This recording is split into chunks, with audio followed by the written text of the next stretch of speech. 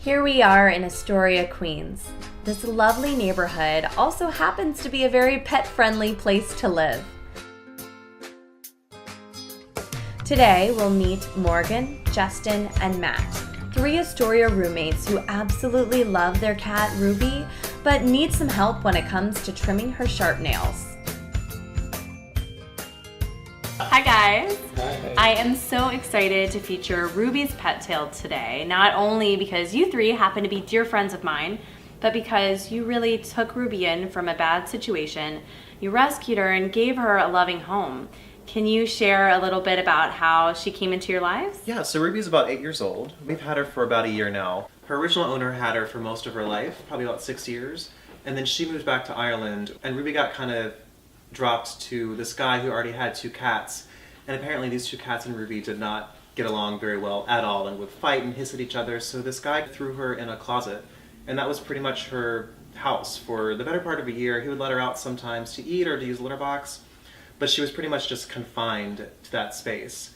So when we first got her, we were supposed to just cat sit her for a couple weeks, and that turned into a month, which then turned into either we could keep her or he was gonna get rid of her. So we decided that we wanted to keep her, which was kind of a hard choice because when we first got her, she was almost mean and vicious, and if she felt challenged or threatened in any way, she would lash out. We all had scratches and marks all over our arms and legs from her. But we gave her a lot of love, a lot of patience, and now she seems to be a really happy cat. She always is laying on her back and just, watching the world. She seems really happy. That's so wonderful. And what I think is really cool is even though it took, a long time for Ruby to come around and she was scratching you, and most people probably wouldn't have put up with that, and then Ruby wouldn't have been able to have a home. But you guys really were patient and gave her the time she needed to get acclimated. I think that's awesome. Yeah, it really took her a long time. I mean, pretty much probably 8 months before she really turned around and, had like a 180 and was trusting of us. Yeah, I had actually gone away for the summer for a month, and then when I got back, her temperament had just changed. It took us a while to figure out that we had to do what she wanted because she's a cat. Yeah. So, Yeah, we had to give her time, I think. Yeah.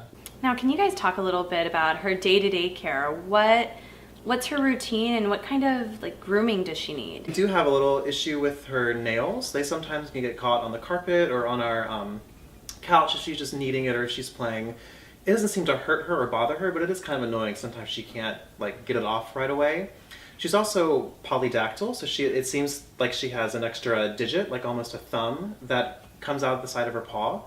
So we kind of wanted to know how we can file them down or trim them a little bit. We don't think that she would take too kindly to us actually taking her paw and kind of getting the nail out and then clipping it. I think you're totally right. Cats by nature don't really like us touching their paws, and I know from personal experience I've really had trouble trimming my cat's nails and learning, and it takes time. So today we're gonna go to Murray Hill Pet Hospital to get some tips and tricks to trim Ruby's nails safely and effectively. All right. So I just wanted to show you the supplies that work well with clipping your cat's nails. First, of course, the clippers. You can find them in most pet stores or online. I like these the best over the ones I've tried. They're put out by 4 Paws. They stay very sharp and they tend to clip the nail nicely so it doesn't bend the nail as it's clipping.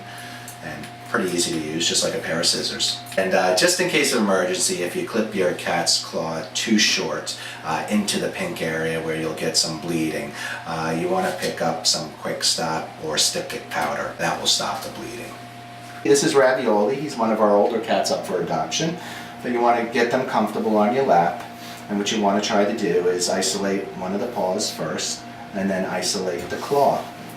Basically, you have 5 claws on the front paw. Remember the dew claw on the side. And then you're going to take your claw clippers, and you're going to want to try to clip just a little bit of the tip just ahead of the reddish or pink part called the quick. If you get too close, it will bleed and it is uncomfortable for your cat.